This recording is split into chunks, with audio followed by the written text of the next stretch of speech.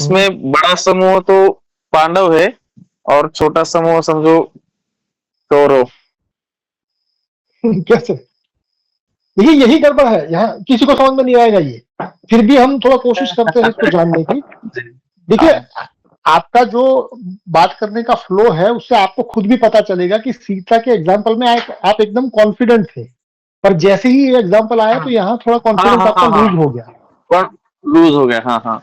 हाँ, आपकी बात ठीक है कि वहां नियम से शोषण हुआ, वहां नैतिकता से शोषण हुआ, ठीक है।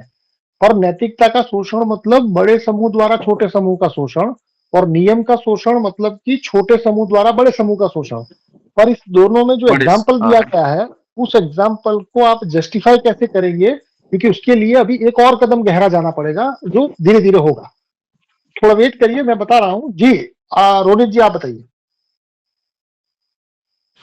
हाँ जी, तो जितना मैं समझ पाया इस हम्म, चीज को बता रहे हो, दो हमारे पास एग्जाम्पल हैं, एक सीता का है और एक ये। तो सीता वाला तो क्लियर है, ये मैं भी हम्म, बता देता हूँ कि सीता छोटा ग्रुप हो गया और जो समाज था वो बड़ा ग्रुप हो गया।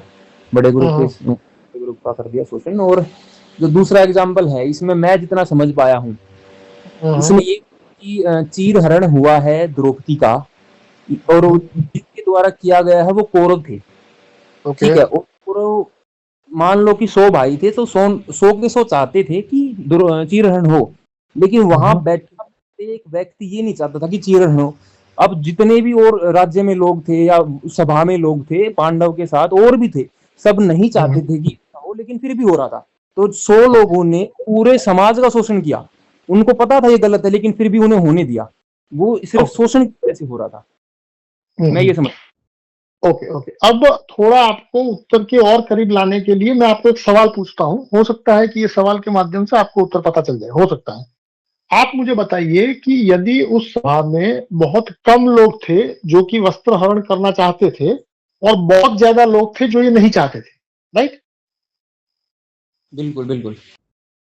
तो थोड़े कुछ नाम मुझे गिनवाइए जो नहीं चाहते थे कि ये वस्त्र हरण हो। ऐसे कौन कौन थे? पहले तो पांडव थे, जितने भी 5 भाई थे वो नहीं चाहते थे, और भीष्म ओके, पितामह भी नहीं ठीक। चाहते थे, और गुरु द्रोण ओके, नहीं चाहते। भीष्म नहीं चाहता था, द्रोण नहीं चाहता था। वो ना चाहते हुए भी ये चीज हुई। क्यों हुई? बिल्कुल, क्योंकि वो नियम में बंधे हुए थे सारे। क्या था नियम? नियम ये था कि वो हार चुके थे अपनी बीवी को, और वो चाहे जो करें उसके साथ। जब वो बीवी को हारे, उसके पहले उस बीवी का स्टेटस क्या था? जैसे पांडव द्रौपदी को हारे, उसके पहले द्रौपदी कौन थी? द्रौपदी उनकी पत्नी थी। ओके। उसके अलावा द्रौपदी का क्या टैग था? मतलब कि उनकी पत्नी तो थी ही, वो तो हारने के बाद भी थी। हाँ, पर हारने के पहले वो पत्नी के अलावा कुछ और भी थी। पत्ती, क्या थी? संपत्ति थी वो उनकी, तभी तो उन्होंने दाव पे लगाया उसको। अभी भी शायद आप नहीं समझ पा रहे हैं। देखिए, द्रौपदी का वस्त्रहरण हुआ, इससे बहुत लोगों को पीड़ा हुई, बात ठीक है। हाँ और इस हाँ। पीड़ा में द्रौपदी मतलब भीष्म पिता का भी नाम था, गुरु द्रोण का भी नाम था, ऐसे बहुत सारे लोगों का नाम था जो ताकतवर भी थे, और वो इस चीज को रोक भी सकते थे, ऐसे भी लोग थे। पर फिर भी वो कुछ नहीं कर पाए। उसके पीछे के कारण की तह तक हम जाने की कोशिश कर रहे हैं। तो इसके संदर्भ में मैंने आपसे ये पूछा कि द्रौपदी को जब ये पांडवों ने, खास करके युधिष्ठिर ने दांव पर लगाया, उस टाइम पर द्रौपदी कौन थी?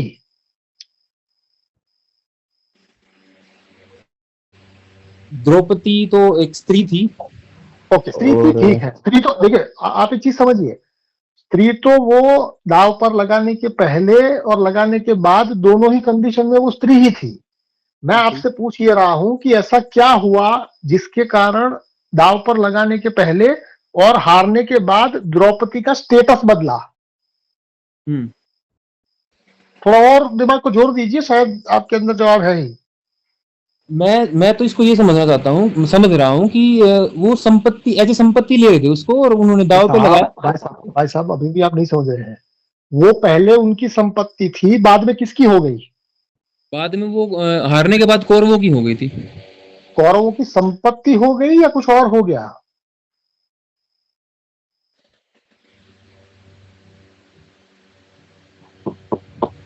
क्या कोई और साथी है जो इस सवाल के संदर्भ में कुछ और कहना चाहे कि भाई जुए में हारने के पहले और जुए में हारने के बाद दासी द्रौपदी का दासी कौन हो सा गई हो, स्टेटस बदला? दासी स्वामी दासी जी। हो गई, हाँ जी संजय जी। दासी। स्वामी जी, द्रौपदी हारने से पहले महारानी थी, बहुत बढ़िया। और बाद में वो गुलाम हो गई उसकी। हाँ, तो मतलब कि जब ये जुए में उसको रखा गया तब वो महारानी थी, पर हारने के बाद वो दासी बनी। जी। और दासियों के साथ ये जो द्रौपदी के साथ हुआ वो आम बात थी, इसलिए वहां बैठा कोई व्यक्ति कुछ कर ही नहीं पाया। तो उनको द्रौपदी के ऊपर केवल मतलब द्रौपदी के कारण उनको पीड़ा हुई इतना नहीं था, उनको ये भी पता चला कि हम कितने घटिया लोग हैं जिन्होंने दासियों के साथ ये चीज होने दिया। और आज हमको पता चला जब हमारे घर की किसी औरत के साथ ये हुआ। तो ये केवल द्रौपदी का नहीं था, ये पूरा का पूरा जो प्रसंग है उस प्रसंग को अगर आप इस तरह से देखेंगे कि द्रौपदी की केवल पीड़ा है, तो वो द्रौपदी की पीड़ा नहीं है, वो भीष्म की भी पीड़ा थी। पर भीष्म की पीड़ा के साथ साथ भीष्म की मजबूरी भी थी, क्योंकि ये नियम था, कानून ये कहता था। दासियों के साथ ये होना आम बात थी। तो अगर दासियों के साथ होना आम बात है तो ये दासियां मतलब एक बड़ा समाज, और ये आम कर देना या ऐसा होने पर आप कुछ कर नहीं सकते, ये तय करने वाला कानून था।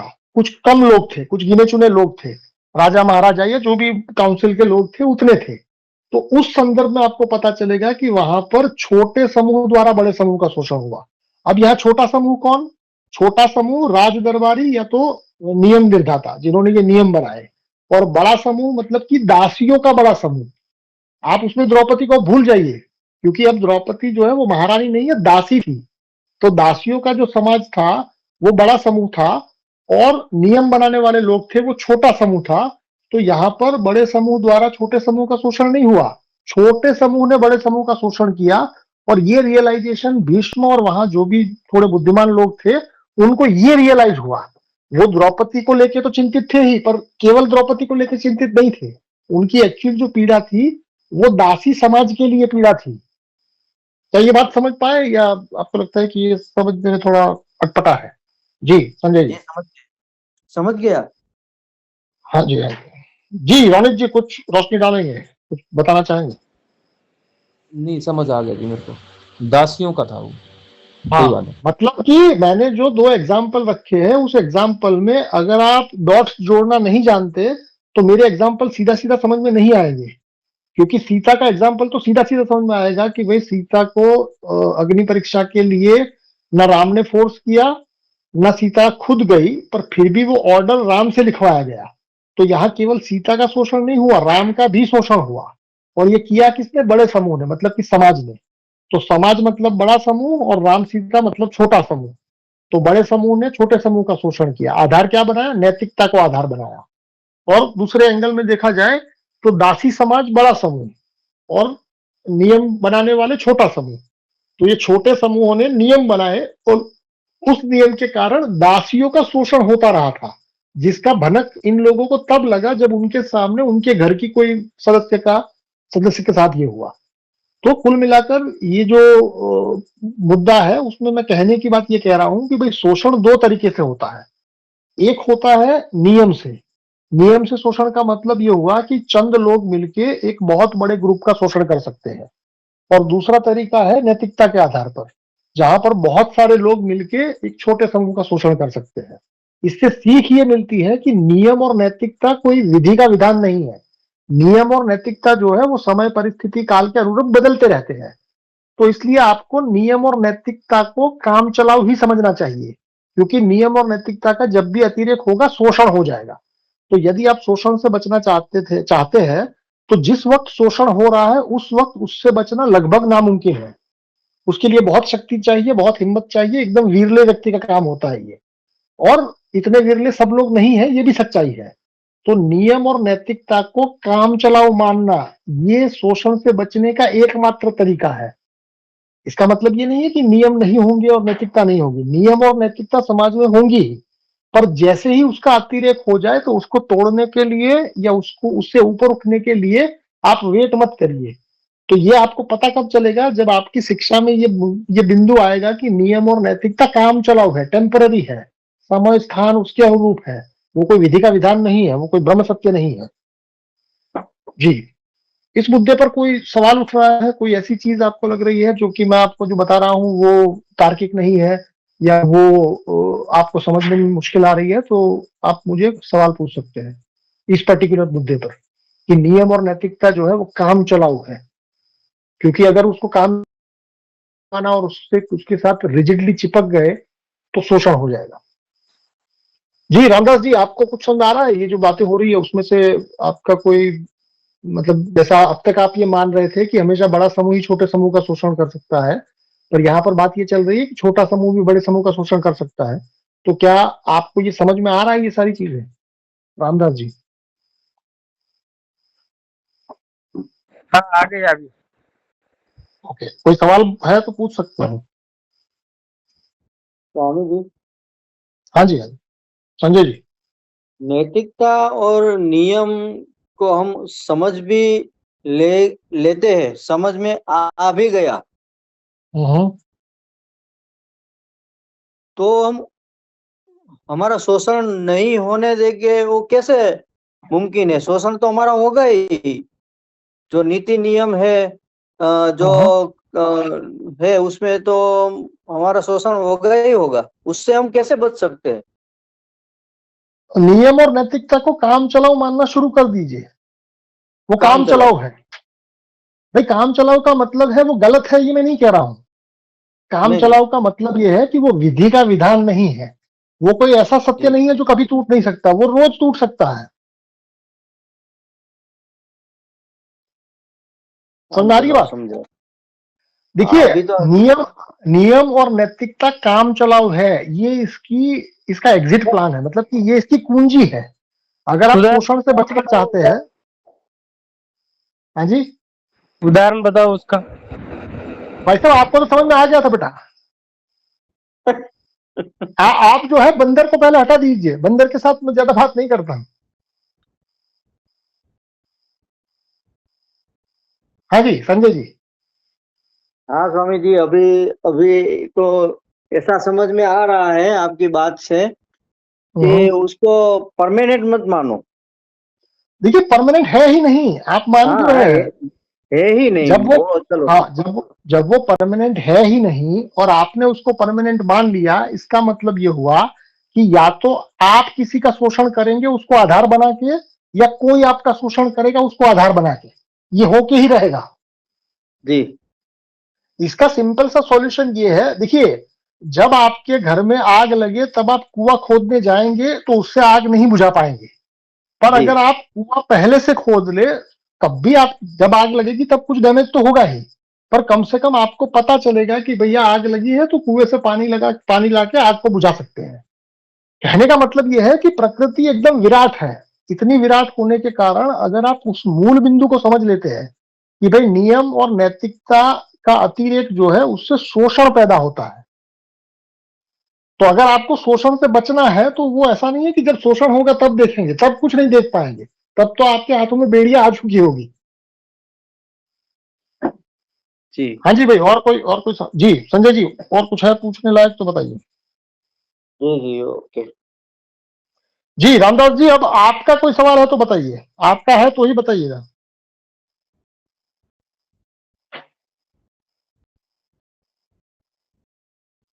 हाँ जी, आगे बढ़ते हैं।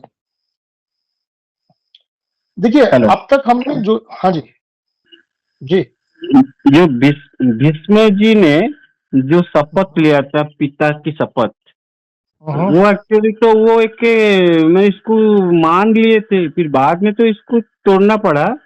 लेकिन तो जितने समय तक वो माने उतने समय तक तो उनको कोई यूज किया ना, शोषण होंगे ना वो।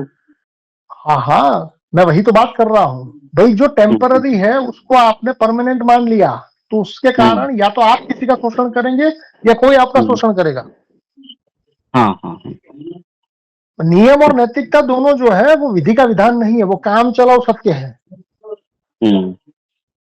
तो कोई चीज काम चलाओ है और अगर आपने उसको सर पे चढ़ा के रखा हुआ है तो उससे या तो आपके ऊपर दबाव पड़ेगा या आप किसी के ऊपर दबाव डालेंगे।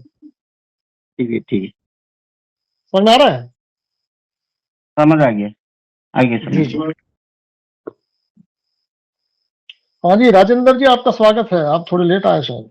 बताइए, ये सीता और द्रौपदी के एग्जाम्पल से आपको कोई कंफ्यूजन क्रिएट हुआ हो, या अगर आप अपने शब्दों में इसी बात को समझाना चाहें तो आपका स्वागत है मिस्टर राजेंद्र। अगर जाग रहे हैं तो बात करें। चलिए फिर आगे बढ़ते हैं।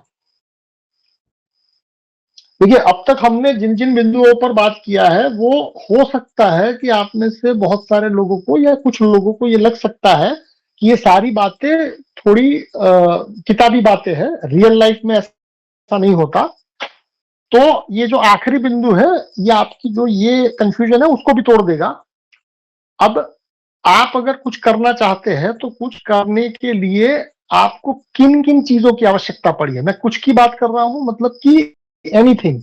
चाहे आप किसी एग्जाम को पास करना चाहते हैं, चाहे आप चोरी करना चाहते हैं, चाहे आप किसी का खून करना चाहते हैं, चाहे आप किसी को बचाना चाहते हैं, चाहे आप किसी को मारना चाहते हैं, आप दुनिया में कुछ भी करना चाहते हैं किसी भी व्यक्ति के साथ, तो उसके लिए रिक्वायरमेंट क्या है, मतलब इन जनरल।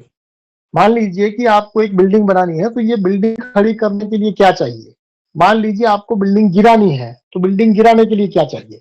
तो मतलब कि आपका जो कर्म है, उस कर्म को करने के लिए बुनियादी रूप से आपको क्या क्या चाहिए। मैंने तो लिख ही दिया है, पर फिर भी आप सबके विचार जानना चाहूंगा। शुरू हम अमोल जी आपसे करते हैं। आप बताइए, कुछ भी करने के लिए व्यक्ति के पास क्या क्या होना जरूरी है आपके हिसाब से। मेरे एक हिसाब जन से तो जो कुछ भी, हाँ हाँ, कोई भी चीज करने के लिए आ, इच्छा और शक्ति चाहिए। दोनों ही चीजें चाहिए, इच्छा भी चाहिए और शक्ति भी चाहिए। ओके, मतलब कि ये बिंदु अगर आपने समझ लिया तो आपको जीवन में जो आप नहीं कर पाए या जो आप कर पाए, उन दोनों के पीछे का रीजन आपको पता चल जाएगा, बुनियादी रीजन, मेन रीजन। जी संजय जी, आपको क्या लगता है किसी भी व्यक्ति को कुछ भी करने के लिए क्या क्या चीजें, क्या क्या सामग्री चाहिए, क्या क्या जरूरी है। वो तो स्वामी जी, आप आपकी पोस्ट देख के ही मैं बोल रहा हूँ। देखिए, आने वाले समय में ऐसा हो जाएगा कि देखिए, पर ये जो पोस्ट है उसको आप कहीं पर भी अप्लाई कर सकते हैं। चाहे आप हाँ, इंजीनियर हो, डॉक्टर हो, स्वीपर हो, टेलर हो, बार्बर हो, कोई भी व्यक्ति हो, तो आपको ये समझ में आएगा कि साला कुछ भी करने के लिए हमको ये दो ही चीज चाहिए, तीसरी किसी चीज की जरूरत नहीं है। ठीक है, आपको धीरे धीरे देखिए, हाँ, ये एक एटमॉस्फियर है। अगर इस वातावरण में आप रहे ज्यादा देर तक या लंबे समय तक, तो आपको धीरे धीरे जीवन जो है वो आसान लगता जाएगा कि भाई जीवन में बहुत सारी चीजें एकदम साफ है और हम ही अपने आप को कंफ्यूज किए जा रहे हैं बस। स्वामी जी थोड़ा प्रश्न है मेरा इसमें जी जी। कि इच्छा तो बराबर है, चलो, तो शक्ति शक्ति हम किसको कहते हैं? अपने बाहुबल को शक्ति कहते हैं, पैसे को शक्ति भैया कहते भैया हैं? भैया, सुनिए सुनिए, एक ही है। शक्ति की जगह आप ऊर्जा शब्द का इस्तेमाल करिए तो शायद चीजें साफ होगी। कुछ भी अच्छा, करने हाँ, के लिए इच्छा और ऊर्जा चाहिए। इच्छा और ऊर्जा चाहिए, हाँ हाँ, अब बराबर। ऊर्जा का नियम याद करिए कि ऊर्जा चाहिए मतलब कहां से लाएंगे, पैदा तो कर नहीं सकते, नहीं, और उसको उसका नाश भी नहीं कर सकते, वो केवल ट्रांसफर होती है। ठीक, ये सारे टॉपिक जो है वो एक दूसरे के साथ लिंक है कि भाई आपको कुछ भी करने की इच्छा चाहिए और उसको करने की शक्ति अथवा ऊर्जा चाहिए। ऊर्जा अच्छा, कहां से लाएंगे, क्योंकि ऊर्जा घर में पैदा नहीं हो सकती। ऊर्जा को आप ना मार सकते हैं ना आप उसको पैदा कर सकते हैं, तो ऊर्जा हमेशा ट्रांसफर होती है। तो ट्रांसफर करने के लिए क्या करना पड़ेगा, ट्रांसफर करने के लिए अपने आप को लो प्रेशर में रखना पड़ेगा। बुनियादी रूप से हर एक जो स्लाइड है वो एक ही चीज को इंगित करती है, सारी की सारी डायरेक्शन एक जगह पे आके ठहर जाएगी। और वो नियम ऐसा है जो मैंने नहीं बनाया है, वो कुदरत का नियम है। हम्म। जी स्वामी जी ऊर्जा की बात आई तो मेरा एक प्रश्न था ऊर्जा के बाबत जी जी।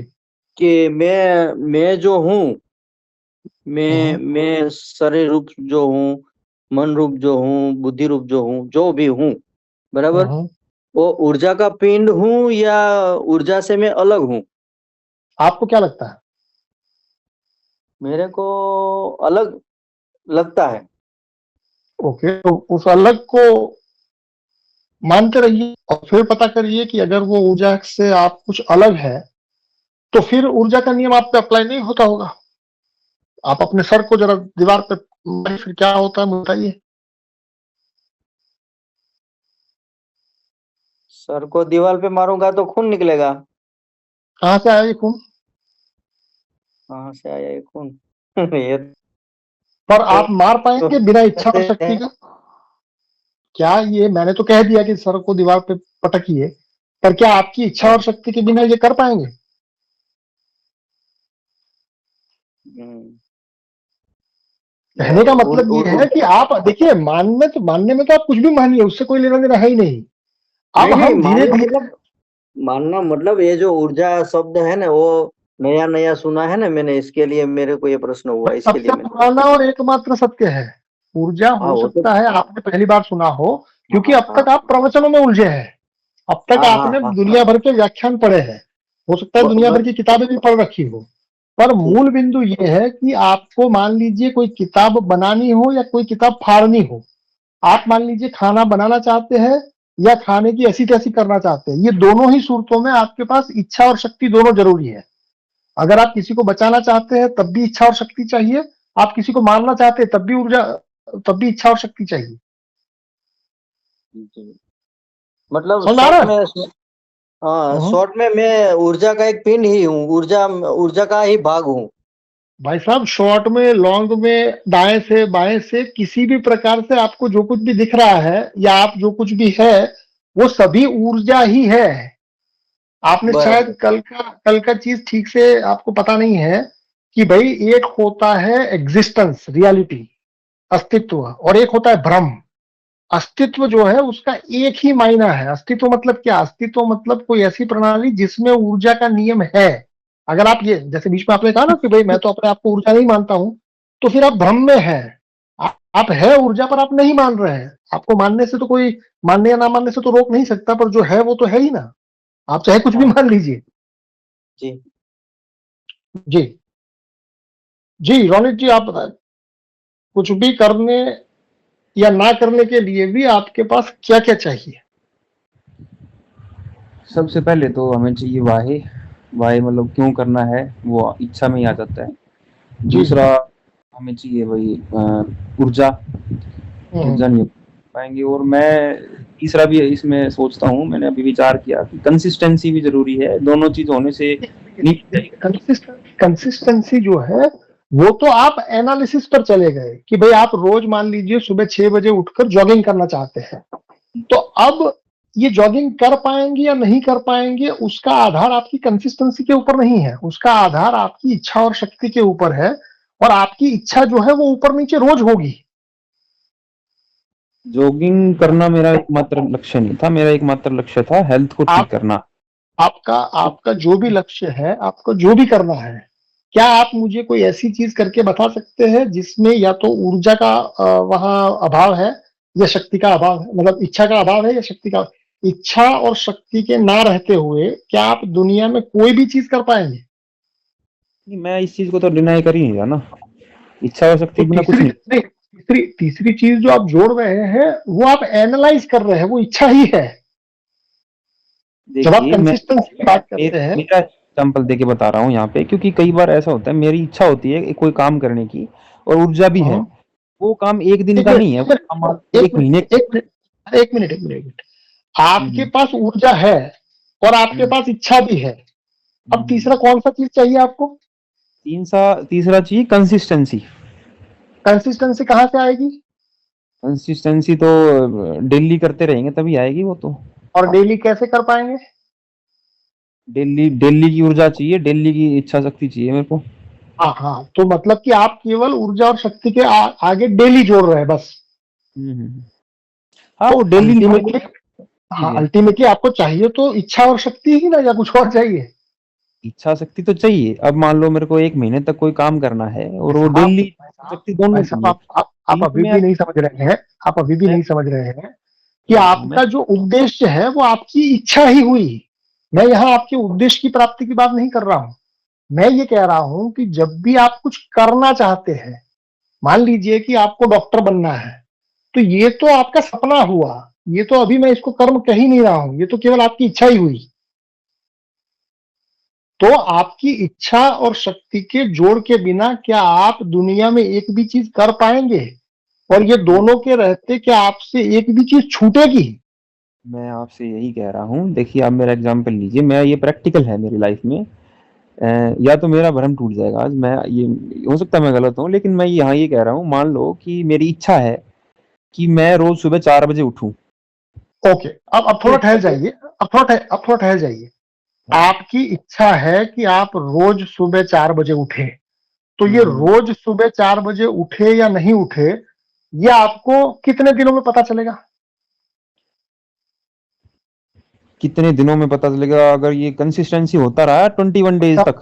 भाई साहब एक मिनट, 21 डेज आपने सुनिए तो सही, अब आप अपने आप को और कंफ्यूज करेंगे, आपको धीरे धीरे दिखना भी शुरू हो जाएगा। देखिए, जब आप ये कहते हैं कि मैं रोज 4 बजे उठना चाहता हूं, तो ये मैं रोज 4 बजे उठ पाया या नहीं उठ पाया, क्या उसका कोई फाइनल आंसर मुझे अपने जीते जी मिलेगा? हाँ, मिल जाएगा। कैसे मिलेगा जरा बताइए। अगर मैं डेली 4 बजे उठ रहा हूँ तो मैं उठ रहा हूँ, अगर डेली नहीं का भी, मतलब डेली का मतलब कितने दिनों तक? कितने दिनों का, यहाँ अगर मैं 21 डेज तक रुक गया तो मैं ये मानता हूँ वो आदत बन जाती है उसके बाद। समझिए एक चीज, आपका उद्देश्य क्या था? डेली 4 बजे उठना, यही था या 21 दिन तक 4 बजे उठना उद्देश्य था? डेली उठना। ओके, अब डेली में कितने दिन दिन गिनेंगे? डेली मतलब कितने दिन? डेली में सारी उम्र आ जाती है। ओके, तो सारी उम्र आप भाई साहब कर पाए या नहीं कर पाए, आपके मरने के पहले क्या कोई बता सकता है? नहीं।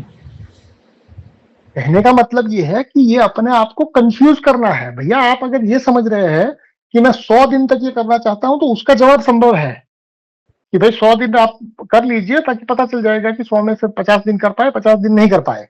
पर जब आप ये कहते हैं कि मैं डेली करना चाहता हूं, तो ये आपने अपने आप को एक लूप में डाल दिया, अननेसेसरी। मैं यहां बात कर रहा हूं कर्मों की, कि आपका एक भी कर्म, ये जो डेली या ये करना है, ये सब क्या हुआ? ये सब एनालिसिस हुई कि भाई आप रोज सुबह 5 बजे या 4 बजे वॉट एवर जो भी करना चाहते थे वो कर पाए या नहीं कर पाए, उसके लिए आपने एक स्केड्यूल बनाया, और स्केड्यूल बना के रोज उसमें डेटा एंट्री की। तो उस डेटा एंट्री से आपको एक ग्राफ मिल सकता है कि भैया आप 10 दिन में 6 दिन उठ पाए, 4 दिन नहीं उठ पाए। पर मैं यहां बात कर रहा हूं कि आपका एक एक कर्म, आपका कुछ भी छोटा बड़ा लंबा चौड़ा कोई भी कर्म, वो तभी होगा जब आपकी इच्छा और आपकी शक्ति दोनों एक साथ मिलेगी। अगर आपके पास इच्छा है पर शक्ति नहीं है, तब भी वो चीज नहीं होगी। अगर आप मान लीजिए कि 10 दिन का अपने आपके सामने डेटा आया, जिसमें 7 दिन आपने कर पाए, 3 दिन नहीं कर पाए, तो उसमें अगर एनालिसिस करेंगे तो बहुत सारे कारण मिलेंगे। और अगर इन जनरल एकदम स्पेसिफिक एकदम सीधा सीधा आपको कारण पहचानना है, तो उतना ही होता है कि भैया या तो इच्छा कम पड़ गई या तो शक्ति कम पड़ गई, इसके अलावा और कोई चीज हो नहीं है। है मेरे पास एक बात और है। बताइए। ग्रुप में मैं भी हूँ, ग्रुप में और भी हैं, चलो ठीक है। हाँ, मेरी इच्छा है कि मैं ये कोर्स कंप्लीट करूं। अब मेरी इच्छा है और मैंने ऊर्जा भी दी यहाँ पे, जो भी यहाँ पे फीस लगी है, जो भी कुछ भी है, लेकिन मैं कोर्स तब नहीं, सुन वो पूरी बात, मैं कोर्स तब कंप्लीट कर पाऊंगा मैं 1 डेज तक कंसिस्टेंट आऊंगा। अगर मैं कंसिस्टेंट आऊंगा, अरे सुनिए, अभी भी आप ये समझ रहे हैं कि जो नहीं आ रहा है या जो आ रहा है, ये दोनों के पीछे कोई नियम अलग काम कर रहा है। दोनों के लिए सेम ही नियम काम कर रहा है। जो आ रहा है वो क्यों आ पा रहा है? क्योंकि उसकी इच्छा और शक्ति दोनों है। जो नहीं आ पा रहा है, क्यों नहीं आ पा रहा है? या तो उसके पास इच्छा कम पड़ रही है, या तो उसके पास शक्ति कम पड़ रही है। अगर आपको लगता है कि कोई व्यक्ति मान लीजिए 20 दिन तक आ पाया और 21वें दिन नहीं आया, तो इसका मतलब क्या हुआ? 21वें दिन में क्या कम पड़ गया? मेरे हिसाब से तो कंसिस्टेंसी नहीं हो पाई उसकी 21वें दिन तक। अरे मेरे भाई, कंसिस्टेंसी किस बात की नहीं हो पाई? वो क्या नहीं कर पाया? देखिए, अगर वो 21वें दिन नहीं आ पाया, या तो उसको कोई अदर एक्स्ट्रा काम आ गया होगा, लेकिन उसकी अरे इच्छा तो मेरे भाई मैं वही तो बात कर रहा हूं। जब आपकी इच्छा है, शक्ति का अभी शायद आपको नहीं समझ में आ रहा है। शक्ति, मान लीजिए कि एक ही टाइम पर आपको बस भी पकड़नी है और उसी टाइम पर आपको कोई और काम भी करना है, तो ऊर्जा का नियम ही ये है कि या तो आपकी ऊर्जा बस पकड़ने में लगेगी या तो आपकी इच्छा वो दूसरा काम करने में लगेगी, क्योंकि एक ही ऊर्जा दो जगह पे नहीं हो सकती एक साथ। तो ऊर्जा का नियम जो है उसको शायद अभी समझने में आपको थोड़ा टाइम लगेगा, क्योंकि आप अभी उसको साइकोलॉजिकली समझ रहे हैं। ऊर्जा का नियम जो है वो केवल साइकोलॉजी नहीं है। ऊर्जा का नियम ऐसी चीज है जो कि आपके साइकोलॉजी के भी आगे है।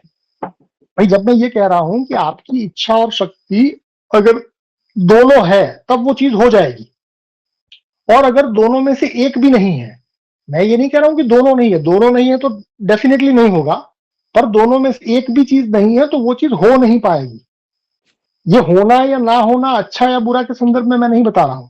मैं केवल ये कह रहा हूं कि आपके कर्म जो है, जो कि आप कर रहे हैं, तो आपका वही चीज होगा जिसके लिए आपकी इच्छा और शक्ति दोनों है। अगर दोनों में से एक भी चीज किसी भी कारण गायब हो जाए, चाहे वो शोषण के कारण गायब हो जाए, चाहे वो किसी भी कारण से गायब हो जाए, तो आप वो चीज कर नहीं पाएंगे। ये करना, ये नहीं कर पाना, ये अच्छा है या बुरा है, मैं वो बात नहीं कर रहा हूं। फिर भी आप कंसिस्टेंसी को रखना चाहते हैं, मैं आपको रोकूंगा नहीं, पर ये कंसिस्टेंसी रखने से प्रॉब्लम ये होगी कि आप अपने आप को नैतिकतावादी धीरे धीरे बनाते जाएंगे कि यार मैं करना तो चाहता था पर कंसिस्टेंट नहीं रह पाया। हकीकत ये है कि कंसिस्टेंट इसलिए नहीं रह पाया क्योंकि या तो इच्छा कम पड़ गई होगी या तो शक्ति कम पड़ गई होगी।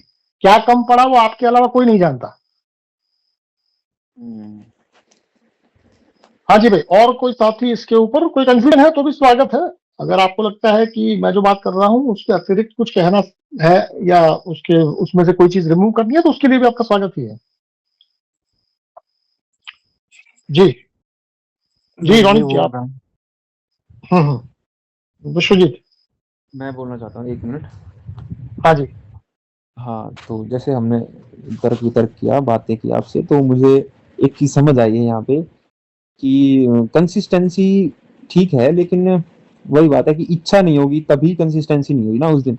अब जैसे हमने एग्जांपल लिया 21 डेज का, अगर 21वें दिन कोई बंदा नहीं आ रहा है तो वहां उसकी इच्छा ने काम नहीं किया, या फिर हो सकता है उसकी ऊर्जा कहीं और लग रही हो। हाँ हाँ भाई, ये जो बातें हैं वो कैसी है कि उसको शुरुआत में आपका मन नहीं मानेगा। क्यों नहीं मानेगा? क्योंकि मन कोई आदत नहीं है। आपकी बात ठीक है, कंसिस्टेंसी भी एक रोल प्ले करती है, ठीक है।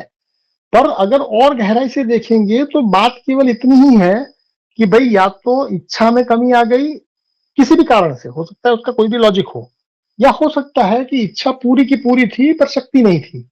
जैसे मान लीजिए कि मुझे माउंट एवरेस्ट चढ़ने की पूरी पूरी इच्छा है, पर क्या इतना काफी है? ना ना, ऊर्जा चाहिए फिर उसमें। और मान लीजिए कि मेरी पूरी की पूरी ऊर्जा है, मैं माउंट एवरेस्ट चढ़ सकता हूँ, ऊर्जा पूरी है, पर अब इच्छा भी तो चाहिए। और यहाँ मेरा भ्रम टूटा है, और इस चीज को मैं एक्सेप्ट कर रहा हूँ। जैसे मान लो मैंने एग्जांपल दिया था सुबह 4 बजे उठने का, कि मैं हम्म। डेली नहीं उठता, तो उसमें क्या हुआ कि मेरी इच्छा सुबह 4 बजे से उठने से हटके सुबह सोने में आ गई, और वो ऊर्जा भी मतलब देखिए, कहने का मतलब ये है कि ये जनरलाइज स्टेटमेंट इतने पावरफुल है जो कि सीधा सीधा हो सकता है पहली दूसरी बार में समझ में ना आए, पर अगर आप थोड़ा मंथन करते हैं, थोड़ा इसकी गहराई में जाके इसके ऑपोजिशन को बनाए रखिए। इसमें जरूरी नहीं है कि मेरी हर बात को मान ले, पर उस ऑपोजिशन को जितना शिद्दत से आप बनाएंगे उतना आपका भ्रम जल्दी टूटेगा। अगर आप लूज होके उस भ्रम को पालेंगे तो हो सकता है भ्रम की यात्रा चले। तो रोनित जी, आपका स्वागत ही है कि जब भी आपको कोई चीज समझ में ना आए या पूरा पूरा ऑपोजिशन लगे तो उसको खुल के कहना चाहिए। जितना आप खुल के कहेंगे उतना उसके गिरने के चांसेस बढ़ेंगे। मैं तो खुल के बोलता ही हूँ, और मैं इसको गलत नहीं मानता, क्योंकि यहाँ हम सीखने के लिए आए हैं। जी जी जी, देखिए, यहाँ कॉन्वर्जेशन का मकसद किसी को सही या गलत ठहराना नहीं है, केवल उस कॉन्वर्जेशन को उस हद तक ले जाना है जहां पर जो सार्थक चीजें है वो बची रहे और जो सार्थक नहीं है वो अपने आप चली जाए। जी संजय जी, आप कुछ कहना चाहते हैं? हाँ, स्वामी जी, समझो कि कोई भी कार्य मेरे को करना है, हाँ इच्छा मेरी बराबर है कि ये करने का ही है, बराबर। हाँ तो उसमें ऊर्जा कम पड़ेगी तो मेरा वो काम सफल नहीं होगा, बराबर है? नहीं नहीं, सफलता विफलता की बात नहीं कर रहा हूं मैं। अभी भी शायद आप लोग अपने आप को नैतिक दृष्टिकोण दे रहे हैं। मैं आपकी सफलता और विफलता की बात नहीं कर रहा हूं, मैं केवल आपके कर्म की बात कर रहा हूं। अब आप मुझे ये मत बताइएगा, शायद आप में से कोई लोग बताया नहीं है, पर फिर भी अगर दिमाग में ऐसा है कि भाई हमारा दिल धड़क रहा है, उसमें हमारी कहाँ इच्छा शक्ति है? भैया वो कर्म आपका है ही नहीं। मैं आपके कर्मों की बात कर रहा हूं। उदाहरण के लिए आपको पूना जाना है और पूना जाके एक बार में जाके 2 बियर लगानी है, तो ये आपका कर्म है, क्योंकि आपकी इच्छा हुई और अब आप उसको इच्छा पूरी करने के लिए आपने ऊर्जा लगाई, शक्ति लगाई। या आपका शरीर कैसे बढ़ रहा है, आपके नाखून कैसे बढ़ रहे हैं, आपके बाल कैसे बढ़ रहे हैं, उसके ऊपर ये चीजें अप्लाई नहीं है, क्योंकि वो आपका कर्म है ही नहीं। मैं यहाँ स्ट्रिक्टली आपके कर्मों की बात कर रहा हूं जी। तो स्वामी जी, ये समझने के लिए मैं आपको पूछ रहा हूँ हाँ बंदा कि आपने बोला कि जो लास्ट में शब्द बोले ना आपने, कि अपना कर्म, वो अभी जो बात हुई उसमें मैं भूल गया कि क्योंकि ऊपर ऊपर से जो होगा वो तो यहाँ नहीं बचेगा, जल जाएगा। अच्छा, तो चलो मेरी तरफ से मैं बात करता हूँ कि समझो कि मैंने एक कोई भी कर्म सोचा है, करने का ही है, पूरा दिल है मेरा, अच्छा कर्म ही है वो, बराबर। तो उसमें ऊर्जा कम पड़ेगी तो मैं कर नहीं पाऊंगा। तो ऊर्जा को लाने के लिए तो लो प्रेशर मैं लाऊंगा तो मेरा काम सफल हो जाएगा ना, ऐसा पूछ रहा हूँ। भैया मैं वही तो कह रहा हूं कि आपका सफलता विफलता की मैं बात ही नहीं कर रहा हूं। अच्छा, आप अभी भी उसको साइकोलॉजिकली देख रहे हैं कि भैया मुझे आना है पहले नंबर पर, तो क्या मैं इच्छा और शक्ति लगा दूं तो पहले नंबर पर आ पाऊंगा? नहीं, आप दौड़ सकते हैं पहले नंबर पर, तो आप अकेले थोड़े हैं, वहां 1000 लोग हैं। तो ये सफलता विफलता का मंत्र नहीं है, ये कर्म कैसे होता है उसका मनोविज्ञान है। जी जी जी जी। कि आप कुछ भी करते हैं उसके पीछे जो मोटिवेशन है वो केवल इच्छा और शक्ति है। अब इच्छा को भी जगाया जा सकता है, शक्ति को भी जगाया जा सकता है। इच्छा को जगाया, अब आप ये समझेंगे कि इससे सफलता की कुंजी नहीं, सफलता नहीं विफलता में भी यही 2 चीजें काम करती है। आप समझिए, ये सारी चीजें जो है उसको समझने में जब तक आप नैतिकतावादी बनेंगे तब तक मेरी बातों को समझना बहुत मुश्किल पड़ेगा। अच्छा, स्वामी जी, नैतिकतावादी बनना मतलब क्या?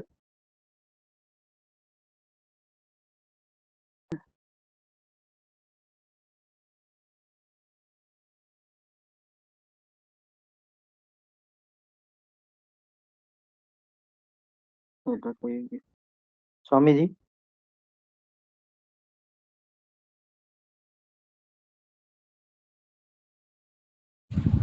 शायद नेटवर्क में दिक्कत हो गई उनके। स्वामी जी,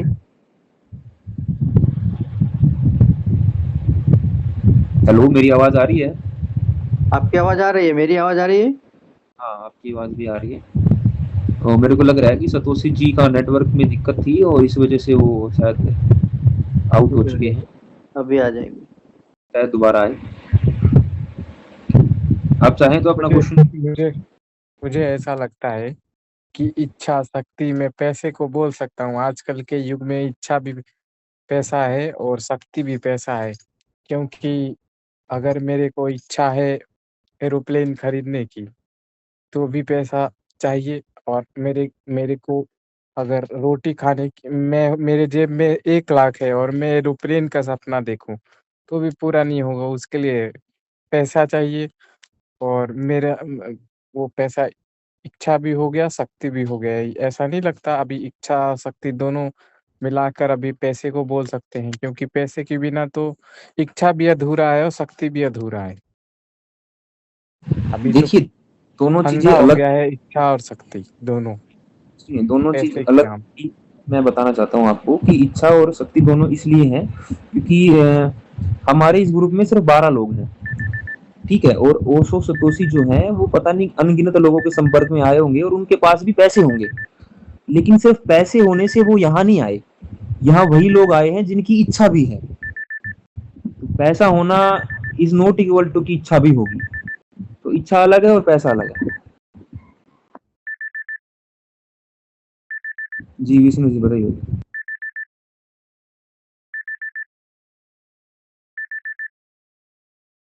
मैं ये बोल रहा हूँ कि मैं पैसा और इच्छा और शक्ति दोनों मिला के अगर एक वर्ड में रखा जाए तो वो पैसा नहीं होगा आजकल के युग में, क्योंकि नहीं, पैसे के बिना तो आप इच्छा भी अधूरी है और शक्ति भी अधूरी है आपकी। अगर आप में इच्छा है तो आप, अगर कोई ऐसा काम है जो सिर्फ पैसों से होगा, और अगर आपकी इच्छा है और पैसे नहीं है, तो आप सबसे पहले पैसे खरीदोगे या पैसे कमाओगे, उसके बाद वो काम करोगे।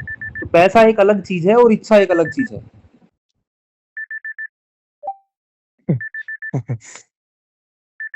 आप अलग अलग बता रहे हो, सही, वो सही है कि वो अलग है।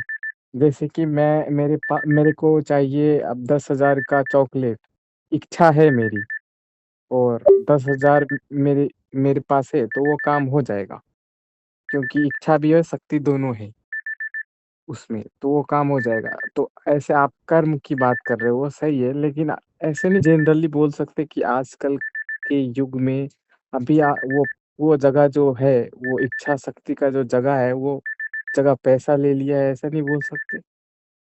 देखिए, आपने उदाहरण दिया कि आपको 10,000 की चॉकलेट खरीदनी है। आपके पास 10,000 रुपए नहीं है तो आप नहीं खरीद पाए, लेकिन मेरे पास 10,000 रुपए हैं, मैं क्यों नहीं खरीद रहा उस चॉकलेट को? क्योंकि मेरी इच्छा नहीं है वो चॉकलेट खरीदने की। आपकी इच्छा है, अगर आपके पास पैसे होंगे तो आप खरीद लेंगे। मेरी इच्छा नहीं है, मेरे पास पैसे हैं लेकिन मैं फिर भी नहीं खरीद रहा। तो इच्छा होना और पैसे होना दोनों अलग अलग चीजें हैं। जी जी, वो दोनों अलग हैं ऐसा। बिल्कुल बिल्कुल। और कोई इसके ऊपर प्रश्न हो तो आप बता दीजिए।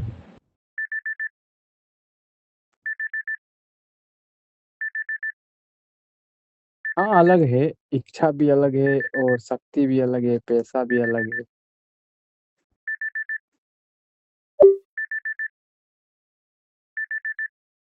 विषय ही अलग है, हमने सबको एक में डाल दिया।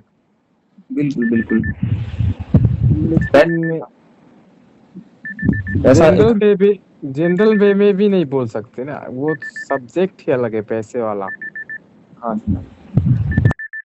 जो हमारा आज का टॉपिक जो चल रहा था ना, उसके ऊपर अगर हम बात करें तो जैसा कि मेरा जो भ्रम था कि कंसिस्टेंसी वाला, वो मेरा इसलिए टूटा कि कंसिस्टेंसी भी तभी आएगी जब इच्छा होगी। अगर मुझे कोई काम 21 दिनों तक लगातार करना है तो मैं उसको देखूंगा कि आज मैंने किया तो आज मेरी इच्छा भी थी और शक्ति भी थी।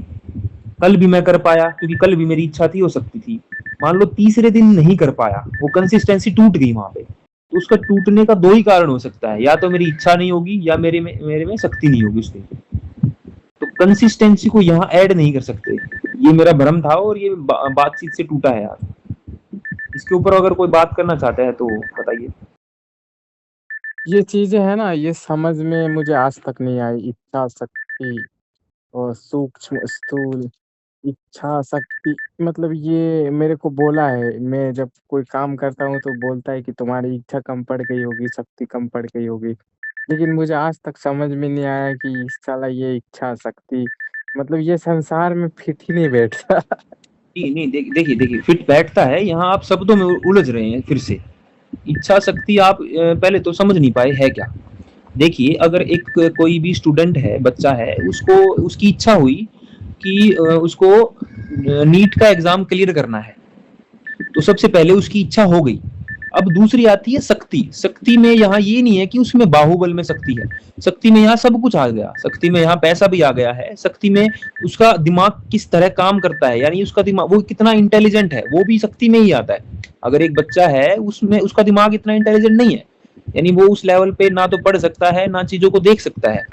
भले ही उसकी इच्छा हो आईएएस क्लियर करने की, लेकिन वो नहीं कर पाएगा क्योंकि उसकी जो दिमागी रूप की शक्ति है वो नहीं है उसके पास। हजारों लोग, लाखों लोग आईएएस का फॉर्म भरते हैं, लेकिन सब क्लियर नहीं कर पाते। क्यों नहीं कर पाते? कहीं ना कहीं उनकी शक्ति जो है वो कम पड़ गई। शक्ति इन द सेंस की उनकी जो इंटेलिजेंस है, पढ़ने की जो क्षमता है, वो कम पड़ गई। इच्छा सबकी पास थी, लेकिन जो ऊर्जा माने इंटेलिजेंट पावर, उनकी वो कम पड़ी, इसलिए वो नहीं कर पाए। अगर आनंद जी की भाषा में देखे तो ऊर्जा कभी घटती नहीं, बढ़ती नहीं, ना किसी के पास कम पड़ती है ना ज्यादा होती है। ये ऊर्जा तो नाइदर क्रिएटेड नॉट डिस्ट्रॉयड है, तो वो कम ज्यादा कैसे आप बोल सकते हो? ऊर्जा तो जो है बस है। बिल्कुल बिल्कुल बिल्कुल कम इसलिए बोल रहा हूँ कि मान लीजिए आप में 100% ऊर्जा है। अब कोई 100% व्यक्ति नैतिक और अनैतिक नियम को ही मानकर किसी को बोल सकता है कि तुम्हारे पास पढ़ने की शक्ति नहीं है, तुम कमजोर हो, आप जबकि यहाँ उसके पे पास थोड़ा सारा है, वो प्रकृति के द्वारा पूर्ण है। आप सुनिए मैं बिल्कुल वही कह रहा हूँ, वो पूर्ण है। लेकिन यहाँ बात ये आती है कि पूर्णता या शक्ति वो क्या पढ़ने में लगा रहा है। आजकल आप देखते हो जो बच्चे हैं वो 100% नहीं पढ़ रहे हैं, वो अपना टाइम रील देखने में भी लगा रहे हैं, वो अदर एक्टिविटी भी कर रहे हैं। तो वो जो शक्ति थी वो उन्होंने उसको डिवाइड कर दिया। अब एक बच्चा है जो पूरी की पूरी ऊर्जा पढ़ने में लगा रहा है, और एक बच्चा है जो 50% पढ़ने में लगा रहा है और 50% अदर एक्टिविटी कर रहा है। तो आपको क्या लगता है कौन से बच्चे की सक्सेसफुल के चांस ज्यादा होंगे? ऊर्जा को भी दो तरह से डिफाइन कर सकते हैं आप, एक स्थूल में एक सूक्ष्म में। अगर अंदर से सूक्ष्म में है और बाहर से फिर वो स्थूल में भी होनी चाहिए ना। जैसे कोई मकान बनाते हैं और सूक्ष्म तो यहाँ हम ऐड नहीं कर रहे। यहाँ विष्णु जी का प्रश्न ये था कि वो इच्छा और शक्ति को नहीं समझ पा रहे थे, तो इसीलिए मैंने उनको इच्छा और शक्ति बताया। स्थूल और बात है ना, सूक्ष्म वो ऐड ही सूक्ष्म की बात कर रहे हैं, और वही फिर सूक्ष्म में है जो चीज वो स्थूल में भी तो होनी एक चाहिए। तरह से मैं ये बोलना चाहता हूँ कि हर एक परिप्रेक्ष्य से अगर उनकी बातों को देखे तो क्या कंफ्यूजन क्रिएट हो जाता है। आपने नहीं बोला ना कि नीट की परीक्षा में कोई व्यक्ति का इच्छा हो और शक्ति में थोड़ा लोचा हो, तो हम बोलेंगे कि इस शक्ति कम और ज्यादा कैसे हो सकती? उनकी बातें यहाँ पे कॉन्ट्राडिक्ट नहीं करती। था आपको, आप समझ नहीं पाए। जैसे कोई नीट की परीक्षा देनी है किसी बच्चे को और उसकी इच्छा है कि वो क्लियर करना है उसको। अब आप कह रहे हो कि पूर्णतया होती है सब में तो शक्ति, लेकिन अगर वो अपनी शक्ति का इस्तेमाल 50% पढ़ने में कर रहा है और 50% अदर एक्टिविटी में कर रहा है, और एक बच्चा है जो 100% अपनी इच्छा शक्ति का प्रयोग सिर्फ पढ़ने में कर रहा है, तो आपको क्या लगता है कौन सा बच्चा नीट के एग्जाम क्लियर कर पाएगा? 100% वाला या 50% वाला? अरे तभी तो कहा दोनों का चांस है, लेकिन ज्यादा चांस है 100% वाला। मैं वही कह रहा हूँ, इच्छा होने से कुछ नहीं होगा, शक्ति का इस्तेमाल भी उतना ही करना पड़ेगा। चांसेस ज्यादा 100% वाले के बन रहे हैं। सक्सेस के लिए तभी तो कहा इच्छा और शक्ति दोनों होनी चाहिए ना। नहीं, आप आशा जी आप भी नहीं समझे, शायद आप में से कोई नहीं समझा। मेरा बीच में कवरेज चला गया था तो 5-10 मिनट में नहीं था। देखिए सक्सेस की मैं बात ही नहीं कर रहा हूं। अभी भी शायद आप लोगों के दिमाग इतने पैदल है कि जो मैंने कहा ही नहीं है उसके पीछे आप पड़ गए। भाई सक्सेस कहे, सफलता कहे, विफलता कहे, उसका कोई लेना देना ही नहीं है। मैं बात कर रहा हूं आपके कर्मों की। आप उसको अच्छे काम बुरे कर्म मत कहिए। सक्सेस जो है वो सक्सेस तो आपके एनालिसिस का रिजल्ट है, वो तो कर्मों का फल है। मैं कर्मों के फल की बात नहीं कर रहा हूं, मैं कर्मों की बात कर रहा हूं। ये हुआ। हाँ जी, थोड़ा और क्लियर करें सर। आप क्या समझी मैडम, आप ये बताइए। क्योंकि आप देखिए आपका तो ऑलरेडी दिमाग जो है वो बहुत पैदल है, तो मैं आपको पहले ये समझना चाहूंगा कि आप क्या समझे फिलहाल, क्योंकि आप क्या। हाँ जी, कहो पैदल कहो आप बस अरे हो गया। क्योंकि आप उसमें माहिर है तो उस पर नहीं जाएंगे। क्योंकि आप समझने के लिए अभी सुनिए, आप अभी समझने के लिए आप मुझे अपना स्तर तो बताइए, आप क्या समझे ये बताइए ताकि आगे बात हो।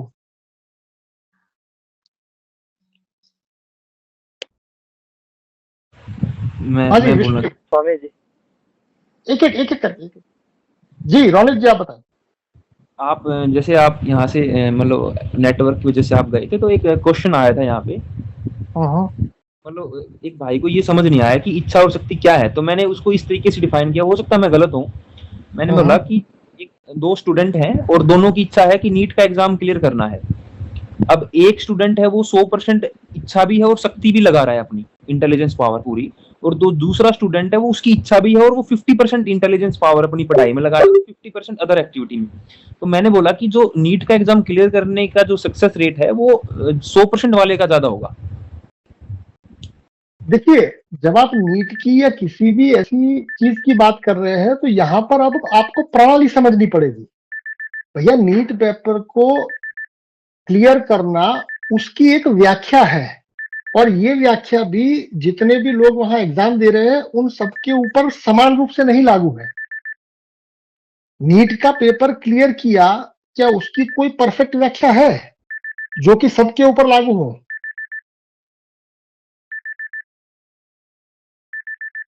क्योंकि आप जब सक्सेस और फेलियर की बात करेंगे वो रिजल्ट की बात हो रही है। अभी भी शायद आप लोग ये समझ ही नहीं पाए हैं कि मैं क्या बात कर रहा हूं। मैं आपके रिजल्ट की बात ही नहीं कर रहा हूं, क्योंकि रिजल्ट जो है वो तो एक फॉर्मेट है, तो उस फॉर्मेट के अपने गुण दोष होंगे। अभी मैं बात कर रहा हूं कि आप जो कर पाते हैं उसके पीछे की साइंस या उसके पीछे का तथ्य क्या है। आप मान लीजिए दरवाजा बंद किए, क्यों दरवाजा बंद कर पाए? क्योंकि दरवाजा बंद करने की इच्छा थी और दरवाजा बंद करने की आपके पास शक्ति भी थी, क्योंकि दरवाजे को भी धक्का मारना पड़ता है। तो इसको नीट पेपर के साथ मत उलझाइए, क्योंकि नीट पेपर एक फॉर्मेट है। वो फॉर्मेट जो है उसमें आपने कर्म कर दिया, उसके कुछ दिनों या कुछ महीनों या कुछ हफ्तों बाद आपको एक रिजल्ट मिलता है, और वो रिजल्ट जो है उस फॉर्मेट के तहत आता है। तो यहां मैं आपके रिजल्ट की बात ही नहीं कर रहा हूं। शायद अभी भी आप में से ज्यादातर लोगों ने इस चीज को बहुत ही प्राथमिक रूप से भी नहीं समझा है। जी रोनित। वो एक एग्जाम्पल ले रहे थे हम कि इच्छा हुई काम करने की, कोई भी काम हो सकता है, हमने नीट का सिर्फ एग्जाम्पल लिया। ना, नीट का एग्जाम्पल लेना ठीक था, नीट का एग्जाम्पल लेना ठीक था, पर आप तो नीट के रिजल्ट तक चले गए। नहीं, वो इच्छा तो उसकी वही थी ना कि मैं नीट का एग्जाम क्लियर कर पाऊं। ओके ओके ओके ओके, उसकी इच्छा क्या थी जरा फिर से बताइए। 2 स्टूडेंट थे, दोनों की इच्छा ये हुई कि हम नीट का एग्जाम क्लियर करें। ओके, अब नीट का एग्जाम क्लियर करे, उसकी दोनों के दिमाग में सेम व्याख्या थी या अलग थी? व्याख्या तो सेम ही रहेगी कि हमें क्लियर करना है। नहीं रहेगी। जैसे ट्रेन का डब्बा है, तो ट्रेन के अंदर कितने क्लास होते हैं? ट्रेन के अंदर बहुत अलग अलग क्लास होते हैं। बिल्कुल। ये ट्रेन आपको ए टू बी ही पहुंचा रही है, पर ए टू बी पहुंचने में आप जनरल से भी जा सकते हैं, आप थर्ड एसी, 2 टायर, 3 टायर, ये सब ऑप्शंस हैं।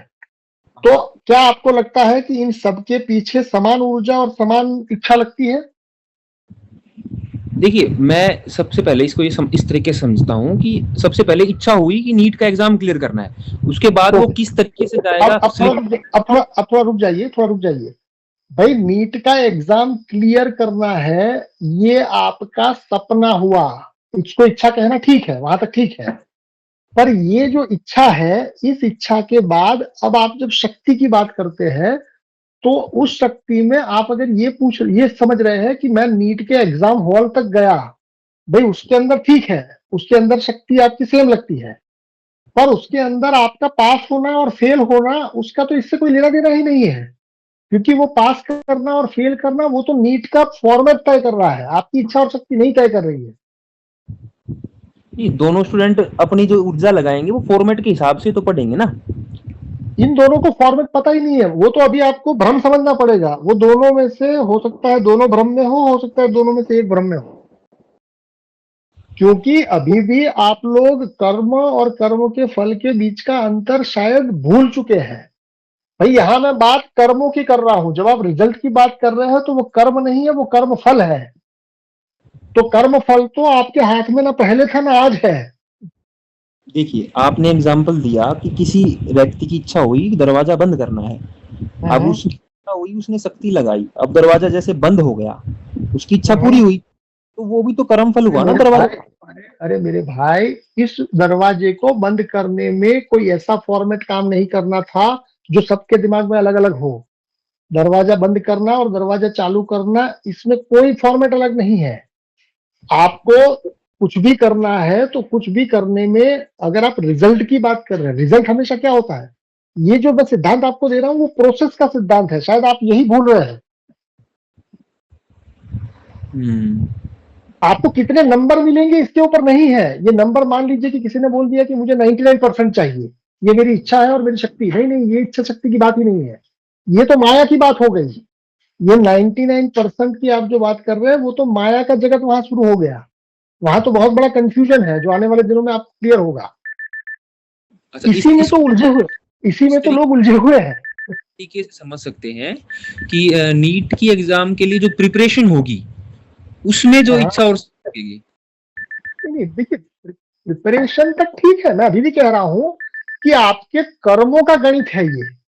भाई आप बॉम्बे जाना चाहते हैं और बॉम्बे जाके एक लड़की पटाना चाहते हैं, तो बॉम्बे जाने की चाहत और किसी लड़की को इंप्रेस करने की चाहत, पर अगर उस लड़की की जगह आपने रख दिया कि मैं बेस्ट लड़की को पटाना चाहता हूं, तो अब आप माया के जगत में प्रवेश कर चुके हैं। क्योंकि बेस्ट की अपनी कोई व्याख्या नहीं है, बेस्ट जो है वो तो फिर परिस्थिति के ऊपर ऊपर नीचे होता रहेगा। जी। और ये काम मैं कर पाऊंगा, इसके पीछे दो ही सिद्धांत है, इच्छा और शक्ति। भाई हाँ, आप वो चीज कर पाएंगे या नहीं कर पाएंगे, इन दोनों का एक लॉजिकल कंक्लूजन है। आपसे जीवन में कुछ नहीं हुआ, इसको लेके अगर आप अपने आप को कोस रहे हैं, तो मैं आपको एक सिंपल लाइन में समझा रहा हूं कि भैया या तो आपकी इच्छा कम पड़ गई होगी या तो शक्ति कम पड़ गई होगी। ज्यादातर केसों में यदि आप कोस रहे हैं अपने आप को, तो उस केस में तो ऐसा ही होगा कि आपकी शक्ति ही कम पड़ी होगी। जी संजय जी। स्वामी जी, आपसे हमारी बात जब हो रही थी तब आपका नेटवर्क कट गया था। आपने बोला था कि नैतिक जीवन होगा तब आपको पता चलेगा, बराबर? नहीं देखिए, मेरी बातें सुनने में भी दिक्कत होती है। मैं कभी ऐसा नहीं कहता कि नैतिकता में प्रॉब्लम होती है। भाई नैतिकता और नियम तो काम चलाओ है, मैं तो उसको ज्यादा तवज्जो देता ही नहीं हूँ। अच्छा। भाई मेरे लिए जीवन का गणित बड़ा साफ है कि नियम और नैतिकता जो है वो काम चलाओ है। काम चलाओ का मतलब बुरा है मैं नहीं कह रहा हूँ, क्योंकि आप लोगों का दिमाग जो है वो अभी अच्छे बुरे सही गलत राइट रॉन्ग में फंसा हुआ है। और मैं आपको ये कह रहा हूं कि राइट रॉन्ग अच्छा बुरा ये सारी चीजें टेम्पररी है। तो उस टेम्पररी के बादलों को हटा के आप सच्चाई को साफ साफ देखना शुरू कीजिए। हो सकता है कि इसमें आपको शुरू में गड़बड़ हो, जो कि मैं देख भी पा रहा हूं कि जब मैं बात कर रहा हूं कर्मों की और आप उसके एग्जाम्पल दे रहे हैं कर्म फल की। तो मेरा आप सबसे एक रिक्वेस्ट है कि दिन भर में जो भी पॉइंट वहां ऑलरेडी एडवांस में 10-11 बजे आ जाते हैं, उसके ऊपर थोड़ा अपना ध्यान लगाइए और कुछ ऐसा चीज अपने आप को मतलब जनवाने की कोशिश करिए जहां पर आप ऊपरी सतह को तोड़ पाए कम से कम। जैसे आपने शायद देखा भी होगा कि भाई यहां पर मैं जानबूझ के लोगों को उकसाता भी हूं। इसलिए उकसाता हूं ताकि व्यक्ति जो है वो व्यक्ति थोड़ा खुल के सामने आए। संभावना दो ही होगी, या तो आपको बुरा लगेगा और आप हट जाएंगे, या तो आप उस चीज को मेरे सामने लड़ने आएंगे। मेरे सामने लड़ने आएंगे तो इससे बहुत ही एक अच्छी चीज होगी, वो ये होगी कि आपकी जो अशुद्धि है वो जल जाएगी। पर अगर आपने उसको उससे बुरा मान लिया और आप बिल में जाके छुप गए, तो फिर आप अपने आप को परेशान करना शुरू कर देंगे। देखिए, एक सवाल मेरा रह गया है और मैं नहीं चाहता कि अगले वो सवाल जाए साथ में, मैं उसको यहीं जला देना चाहता हूँ। जी। तो यही है कि जैसे ना मेरे को अभी भी ये चीज समझ में नहीं आ रही। जैसे इच्छा हुई है कोई कार्य करने की, अब कार्य तो जैसे हमने अभी नीट का एग्जाम लिया है, ठीक है, उसमें फॉर्मेट है, लेकिन इच्छा तो है ना इंसान की भी वो क्लियर हो जाए मेरा। तो इसमें थोड़ा सा आप अब थोड़ा समझते हैं। नीट की एग्जाम आपको पास करनी है, ये आपकी इच्छा है। क्या सच में यही इच्छा है, या अगर इसको एनालिसिस किया जाए तो ये तो प्रोसेस है, ये भी इच्छा नहीं है। आपको नीट की एग्जाम क्यों लेनी है, मतलब क्यों क्लियर करनी है? ताकि मैं अच्छे कॉलेज में एडमिशन मिले, मुझे आगे डॉक्टरेट। अगर उसमें क्यों लगा दूं तो क्यों आपको डॉक्टर बनना है? क्योंकि इच्छा हुई ना इस इंसान की डॉक्टर को देख के कि मुझे भी डॉक्टर बनना है। हाँ ठीक है, तो उसके पीछे भी मैं क्यों तो लगा ही सकता हूँ ना अभी भी। हाँ, इच्छा पे आप क्यों कैसे लगा सकते हो? इच्छा तो इच्छा होती है। ये ठीक है, ये इच्छा के ऊपर मेरे क्यों लगाने से आप उसको एक कदम आगे बढ़ाएंगे, क्योंकि आप नीट का एग्जाम क्लियर नहीं करना चाहते थे। नीट का एग्जाम क्लियर करने से आप डॉक्टर बनते हैं, इसलिए आपने, क्योंकि नीट का एग्जाम क्लियर करना ये कोई आपका उद्देश्य भी नहीं है। उद्देश्य तो वो क्लियर करने से क्या होगा उसका है, डॉक्टर बनना है। बिल्कुल बिल्कुल सही कह रहे हो। और वो डॉक्टर बनने के पीछे भी क्या लगाया जा सकता है। मैं आपको जीवन के मूल बिंदु तक पहुंचाने की बात कर रहा हूं, और आप सब लोग जो है वो इस माया की जगत को पकड़ के चल रहे हैं। तो ये जो क्यों है, वो क्यों बड़ा अहम है। क्योंकि असली क्यों का जब आपको पता चलता है तो पता ये भी चलता है कि ये क्यों में क्या हमको उलझाया तो नहीं गया। भाई नीट का एग्जाम मान लीजिए कि 10 बच्चों ने दिया और 10 बच्चों के एग्जाम देने के बाद उसका जो दूसरा चरण था उसमें सीटें ही 1 या 2 थी। तो इसका मतलब क्या हुआ कि इसमें आपकी इच्छा और शक्ति के साथ इस फॉर्मेट की अपनी कुछ खामियां हैं। तो अगर आप ये समझ रहे हैं कि आपकी इच्छा और शक्ति से आप नीट का पेपर क्लियर कर पाएंगे, तो मैं अभी भी आपको ये कह रहा हूं कि नीट का पेपर क्लियर करना ही आपकी इच्छा है ही नहीं, ये तो प्रोसेस का पार्ट है। आपकी इच्छा तो अभी नीट का पेपर क्लियर करे ताकि आप इसके बाद का जो चरण है वो पाए, और उस बाद के चरण के ऊपर भी पूछा जा सकता है कि वहां पर भी क्यों जाना है। तो कुल मिलाकर आपकी जो इच्छा, सारी की सारी इच्छाएं हैं, उन सबका भी कोई केंद्र है। अभी हम उस पर बात नहीं करेंगे, पर अभी इतना समझिए कि आपकी जो इच्छा है उस इच्छा के मैं आपको गहरे जाने की बात कर रहा हूं, ताकि आपकी शक्ति, आपका समय, आपकी इच्छा, उन सबको आप इस डायरेक्शन में ले जाए जहां पर जीवन एफर्टलेस हो जाए। अभी ऐसा है कि बोझ है। अब आप याद करिए कि गधा कौन है। गधा मतलब जीवन को बोझ मानने वाला, जिम्मेदारी के बोझ में जीने वाला। ये सारी चीजें एक दूसरे के साथ लिंकअप है। अगर आप उसको एब्सोल्यूट तरीके से समझने की कोशिश करेंगे तो बीच में थोड़ी अड़चन होगी। इच्छा और शक्ति का गणित मैं इस तरह से प्रेजेंट कर रहा हूं कि भाई आपके कर्मों के पीछे के लॉजिक क्या है। आप जीवन में जो भी कर्म कर रहे हैं वो क्यों कर रहे हैं, या वो जो हो रहा है वो क्यों हो रहा है, उसके पीछे ये दोनों का कॉम्बिनेशन काम कर रहा है। अगर आप उसको इस तरह से लेयर के रूप में समझने की कोशिश करेंगे तो बीच में किसी लेयर पर आप उलझ जाएंगे, क्योंकि नीट का पेपर क्लियर करना ये किसी का उद्देश्य नहीं है। अगर मेरी जिंदगी में कुछ गलत हो रहा है तो ना तो मेरी, सुनिए, यही तो दिक्कत है कि अभी आप लोग उस द्वंद से बाहर ही नहीं निकले हैं कि मेरी जीवन में कुछ गलत हो रहा है। भैया गलत या सही की बात छोड़े, आपके जीवन में कुछ हो रहा है उसकी बात करिए। क्योंकि आपके जीवन में जो हो रहा है वो आपको नापसंद है। कि भाई मान लीजिए कि आपकी जबरदस्ती किसी से शादी करा दी गई जो आपको पसंद नहीं थी, फिर भी आपने की, तो इसके पीछे का लॉजिक क्या है कि भैया उसको रोकने की आपकी इच्छा तो थी, पर आपकी हिम्मत ने हाथ साथ छोड़ दिया था। नहीं थी रोकने की। हाँ,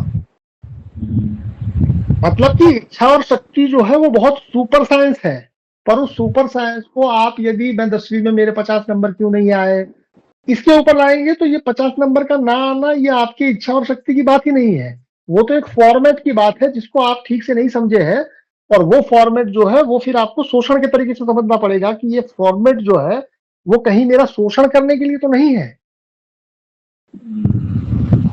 देखिए अभी हम लोग जो वॉट की बात कर रहे हैं उस वॉट में हो सकता है कि आपको ये लगे कि मैं अपनी बातें आपके ऊपर थोप रहा हूं, और ऐसा लगना स्वाभाविक भी है, क्योंकि ये सारी बातें अगर आप फर्स्ट टाइम सुन रहे हैं या पहली बार डायरेक्ट ना कम्युनिकेशन कर रहे हैं तो ये बात आपको ऐसा लगेगा ही।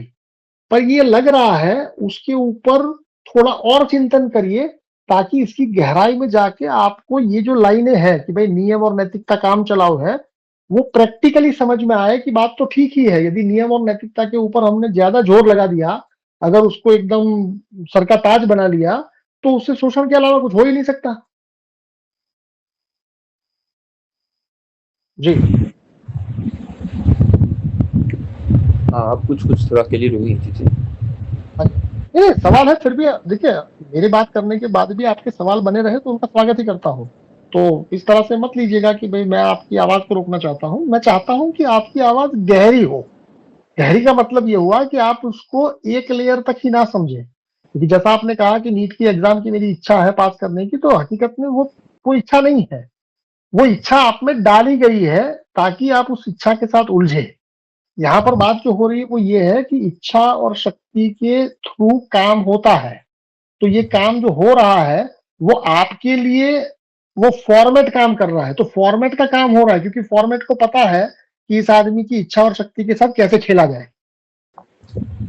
अब मेरे को एक चीज और क्लियर हुई है। जैसे मैंने बोला कि मेरे जीवन में कुछ हो रहा है और जो मुझे नापसंद है, उसके पीछे 2 ही कारण है। एक्चुअल में 2 कारण है। मुझे अब चीजें थोड़ी क्लियर हुई है कि या तो अब मेरे पास मेरे जीवन में एक ऐसी चीज है जो हुई थी, वहां मेरी शक्ति तो थी, मैं उसको हटा सकता था, लेकिन मेरी इच्छा नहीं हुई क्योंकि मेरे पास दूसरा भाई ऐसा है कि मान लीजिए आपके घर के बाजू के घर में कोई कूड़ा फेंक के गया है, अब आपकी इच्छा ही नहीं है कि उस कूड़ा को साफ करें, तो वो आप साफ कर पाएंगे क्या? बिल्कुल नहीं कर पाएंगे। आपकी हालांकि शक्ति पूरी है, हाँ शक्ति पूरी है, आप वहां लेके झाड़ू लगा के उसको साफ कर सकते हैं, शक्ति पूरी है, पर इच्छा भी तो होनी चाहिए। बिल्कुल बिल्कुल मतलब कि इच्छा और शक्ति का जो कॉम्बिनेशन है वो कर्मों को आगे बढ़ाता है, और अगर ये दोनों में से एक का भी अभाव है तो कर्म वहां रुक जाता है, ये बात है। अब ये कर्मों का रुक जाना अच्छा है या बुरा है उस पर मैं जा ही नहीं रहा हूं, क्योंकि वो तो एनालिसिस का सब्जेक्ट है, उसके ऊपर तो एक फॉर्मेट होगा। भारत और पाकिस्तान का मैच चल रहा है, भारत जीत गया, क्या ये अच्छा हुआ या बुरा हुआ? या भारत हार गया, क्या ये अच्छा हुआ या बुरा हुआ? इसमें अच्छे होने की बात ही नहीं है। हाँ जी हाँ, भाई। ये सब बुरा तो है ही नहीं। सही सही सही। जी संजय जी, कैलाश जी, राजेंद्र जी, कुछ कंफ्यूजन है, कुछ बात करने की इच्छा हो रही है तो स्वागत है। नहीं, समझ गया स्वामी। हाँ जी, हाँ जी। देखिए ये चीज ऐसी है कि भाई अभी हम लोग वॉट की बात कर रहे हैं, तो वॉट की बातों में हो सकता है कि आपको कुछ सिद्धांत पहली बार सुनने के कारण ऐसा लगे कि यार ऐसा होता भी है या नहीं होता, पर जैसे जैसे हम आगे बढ़ेंगे वैसे वैसे पता चलेगा कि ये सारे मुद्दे, जैसे नियम नैतिकता, जैसे शोषण की प्रणाली, जैसे राजा का स्वभाव, ये सारी चीजों का कहीं ना कहीं आगे जाके आपको रेफरेंस मिलेगा, जो कि आपकी प्रैक्टिकल लाइफ के साथ, क्योंकि नीट का एग्जाम सबको अफेक्ट नहीं करता। नीट के एग्जाम के लिए ये जरूरी नहीं है कि भाई मुझे या आपको या सबको ये सेम तरीके से अफेक्ट करे, पर सबको सेम अफेक्ट नहीं करने के बावजूद भी, क्योंकि अभी ये पॉपुलर नैरेटिव है तो हमारे दिमाग में आएगा। कुल मिलाकर आपको समझना ये है कि ये सारी चीजें जो हो रही है वो क्या आप कर रहे हैं, मतलब कि आपके शोषण के लिए हो रही है, या आप किसी का शोषण कर रहे हैं? क्योंकि जब आगे आप बढ़ेंगे तो आगे आपको समझ में ये आएगा कि दुनिया भर में शोषण के बड़े बड़े मॉडल हैं, और वो मॉडल आपके घर तक पहुंच चुके हैं पर आपको पता भी नहीं है। तो तब मैं कहता हूं कि उस राजा को जगाइए ताकि उसको पता चले। पता चलने के बाद भी वो कुछ कर पाएगा या नहीं कर पाएगा वो भी मैं आपको अभी से इसलिए बता रहा हूं कि भाई पता चलने से ही हो जाएगा ऐसा नहीं है, पता चलने से शुरुआत होगी, उसके बाद तो फिर शक्ति का गणित है। तो पूरे हफ्ते में हमने जो बात की उसके ऊपर भी अगर कोई छोटा मोटा डाउट है, कुछ आपको ये लगता है कि कोई चीज आपको थोड़ा फर्दर एक्सप्लेन करने की जरूरत है तो बता सकते हैं, केवल आज के टॉपिक के ऊपर नहीं, पूरा हफ्ते के ऊपर। जी संजय जी। स्वामी अच्छा है, धीरे धीरे आपके साथ में रह के सब समझ में आ जाएगा। जी जी, देखिए ये कैसा है, सत्संग जैसा है। अभी शायद इस युग में सत्संग की लोगों ने आदत भुला दी है, ज्यादा से ज्यादा वो प्रवचन सुन रहे हैं। प्रवचन कोई सत्संग नहीं है, वन वे कम्युनिकेशन कभी सत्संग नहीं हो सकता। सत्संग हमेशा टू वे होता है। सत्संग का मतलब होता है कि उसके अंदर वाद विवाद भी होंगे, उसके अंदर तर्क वितर्क भी होंगे, उसके अंदर सब कुछ होगा, पर कम से कम एक डायरेक्शन होगी। और ह्यूमन का जो लाइफ है उसमें अपने आप, मतलब कि जो चीजें अपने आप हो रही है उसका डायरेक्शन फिक्स है। अब उसके अंदर कहाँ कहाँ अवरोध पड़ता है, अगर ये आपकी पकड़ में आ जाए तो उस अवरोध से हटा जा सकता है।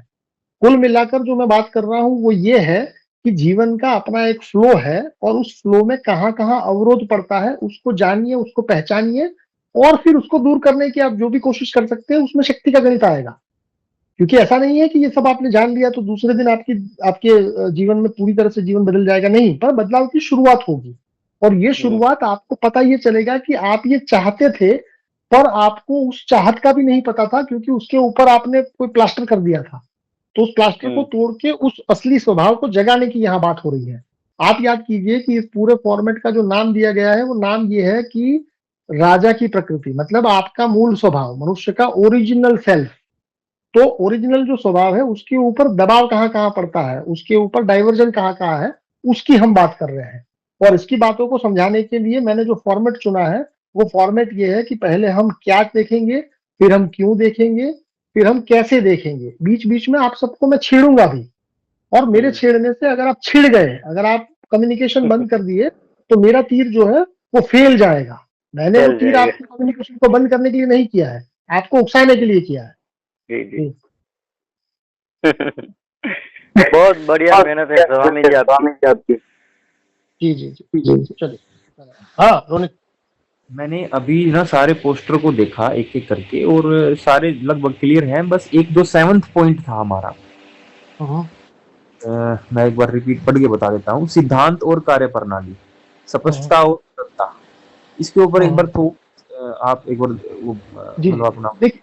देखिए, जब भी आप कुछ करने की कोशिश करते हैं, जैसे उदाहरण के लिए अभी हम इच्छा और शक्ति की बात कर रहे हैं, तो इच्छा जो है वो क्लियर है या नहीं है।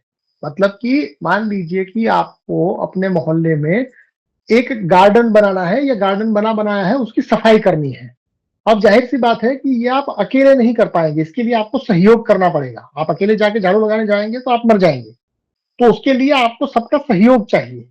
तो जब भी आप किसी का सहयोग लेने जाएंगे या कोई कार्य को आगे बढ़ाने जाएंगे, तो उसके अंदर भी आपका सिद्धांत और आपकी कार्य की पद्धति, आपका सिद्धांत यदि स्पष्ट नहीं है, जैसे यहाँ पर बातचीत करते करते आपको शायद पता चल रहा होगा कि आप कोई भी मुद्दा उठाते हैं तो उस मुद्दे में मैं जो आपको सवाल पूछता हूं, उससे केवल आपकी स्पष्टता पता होती है। एक मुद्दे पर आके आपको पता चल जाएगा कि आपका मुद्दा जो है वो थोड़ा अस्पष्ट है। तो यदि आपका जो भी ऑब्जेक्टिव है वो स्पष्ट हो जाए, और उसके साथ साथ वो स्पष्टता को ग्राउंड पर लाने का आपके पास रास्ता क्लियर हो, मतलब कि स्टेप क्लियर हो। और स्टेप क्लियर होने का मतलब क्या हुआ कि आपकी जो कार्य करने की पद्धति है वो सरल हो जाए, क्योंकि जितने सरल स्टेप होंगे उतना वो काम करना आसान हो जाएगा। तो कोई भी काम करने के लिए अगर आपके पास स्पष्ट सिद्धांत है और कार्यप्रणाली सरल है, तो उसको एग्जीक्यूशन में आसानी होगी। तो ये एग्जीक्यूशन के बारे में है कि भाई आपके सिद्धांत स्पष्ट हो और आपकी कार्यप्रणाली सरल हो, उसके कारण आपके भीतर का राजा जागता है। मतलब कि मैनेजमेंट बेटर होता है, आप उसको उस तरह से भी देख सकते हैं। उसमें रोड़ा क्या था? उसमें रोड़ा ये था कि यदि आप अपने साथ उलझे हुए हैं, यदि आप दूसरों का शोषण करने के भाव से आगे बढ़ रहे हैं, तो आपकी कार्यप्रणाली सरल नहीं होगी और आपके सिद्धांत स्पष्ट नहीं होंगे। कहने का ये मतलब था। ठीक है स्वामी, समझ गया। मतलब कुल मिलाकर हमने ये पूरे फॉर्मेट को अगर एक दो लाइन में संक्षेप में बताना है तो केवल इतना है कि भैया, उपयोग करना और शोषण करना दो अलग बातें हैं। भले एक जैसी लगती हो पर एक जैसी है नहीं, उनके अंदर बुनियादी अंतर है। और शोषण जो है वो ऐसा जरूरी नहीं है कि हमेशा बड़ा पक्ष छोटे पक्ष का करे। इवन छोटा पक्ष भी बड़े पक्ष का शोषण कर सकता है। मतलब कि यहाँ इस 7 चीजों को अगर आप घुल मिलाकर समझने की कोशिश करेंगे तो बहुत सारे ऐसे चांसेस बनेंगे जहां, क्योंकि आपकी अभी दिमाग इतने खुले नहीं है, तो थोड़ा आपको कंफ्यूजन लग सकता है। तो इवन कल परसों जब भी आपको ऐसा कुछ लगे कि कुछ चीजें आपके दिमाग में फिट नहीं बैठ रही है, तो उसके ऊपर मुझसे बात करिएगा, मुझे भी अच्छा लगेगा। एंड आपका जो कंफ्यूजन है उसको भी थोड़ा अवकाश मिलेगा, कि उसको जगह मिलेगी कि एक्चुअली में वो कंफ्यूजन ना रहे। तो मतलब कि ऐसा मत समझिएगा कि आप बहुत समझदार हो गए और मैंने बता दिया और आपने समझ लिया और हो गया। इतना आसान नहीं है। पहला जो हफ्ता है वो पहले हफ्ते में हम लोगों ने कुछ मूल सिद्धांतों पे बात की है। इसके आगे हम लोग धीरे धीरे कार्यप्रणाली भी देखेंगे कि भाई हमने क्या है वो समझ लिया, अब ये क्या है कि साथ साथ अब ऐसा क्यों है वो हम आने वाले हफ्तों में समझेंगे। तो अगले हफ्ते में हम लोग क्यों को समझेंगे, और आगे फिर हम कैसे, मतलब इससे बाहर कैसे निकले उसके ऊपर बात करेंगे। अब तक कोई कंफ्यूजन है कुछ? हाँ जी, हाँ जी जी। जैसे मैंने पूरे एक हफ्ते तक चीजों को समझा है, इससे हुआ क्या है, एक चीज मेरे साथ मैं मानता हूँ शायद गलत हो सकती है, वो मेरे साथ जो गलत हुई है वो ये है कि मैं अब तर्क वितर्क लोगों की वजह से मुझे ऐसा लगा है कि सोच भाई जिसको बात नहीं करनी है म्यूट रखो यार। जी। अब जब कोई भी मेरे से कुछ भी बात करता है तो मैं उससे डायरेक्ट आपकी तरह सवाल पूछने लगा हूँ। अब मेरे को ये हो रहा है कि मैं ये ऐसा क्यों बनता जा रहा हूँ, कहीं मैं गलत डायरेक्शन में जा रहा हूँ या सही, मुझे इस चीज का भी थोड़ा सा क्लियरिटी नहीं हुई है।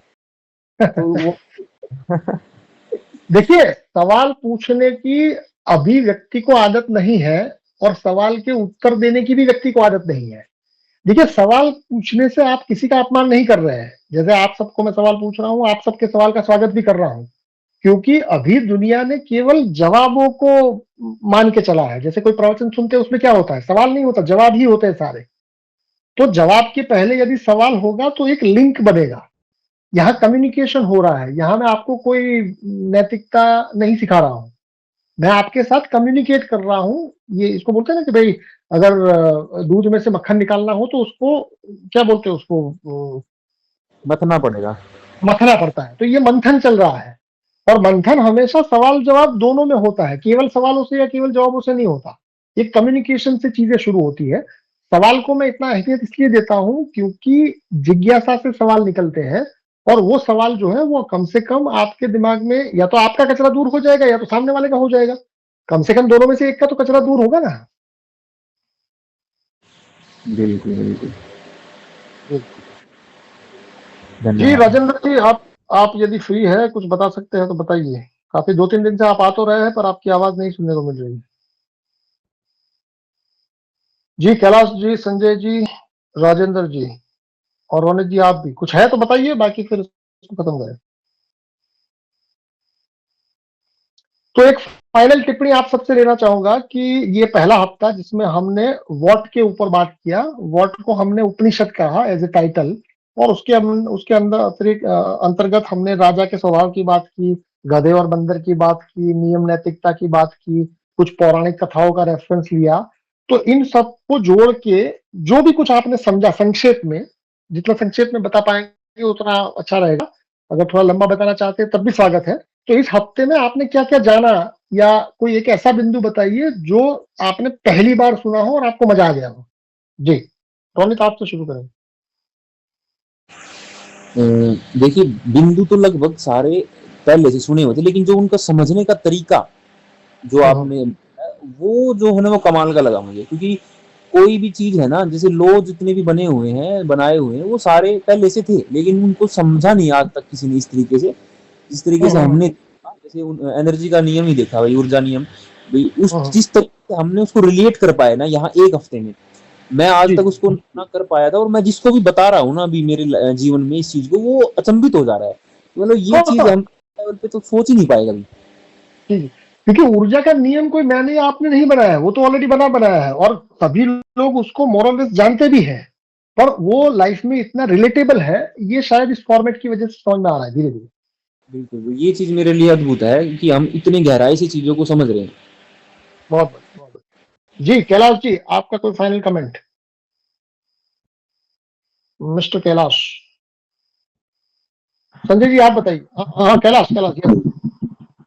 ये सब ठीक ठाक है, जीवन कैसे सुगम से चलेगा, जीवन मुक्त तरह रहेगा, पूरा लो प्रेशर, माने नेचुरल नेचर जैसे चलता है ना, उसी उसी को थोड़ा समझना है, उसी की फ्लो में फ्लो हो जाना है, फिर जो होगा दिखा जाएगा। ऐसा कुछ मेरे को समझ आया इंटर में।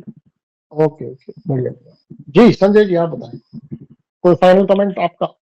स्वामी जी, इसमें ये जो पूरे हफ्ते में मेरे को जो अच्छा लगा वो ऊर्जा की जो बात आपने कही ना, वो मेरे जीवन में एकदम स्पष्ट गई है, ऐसा मेरे को लगता है।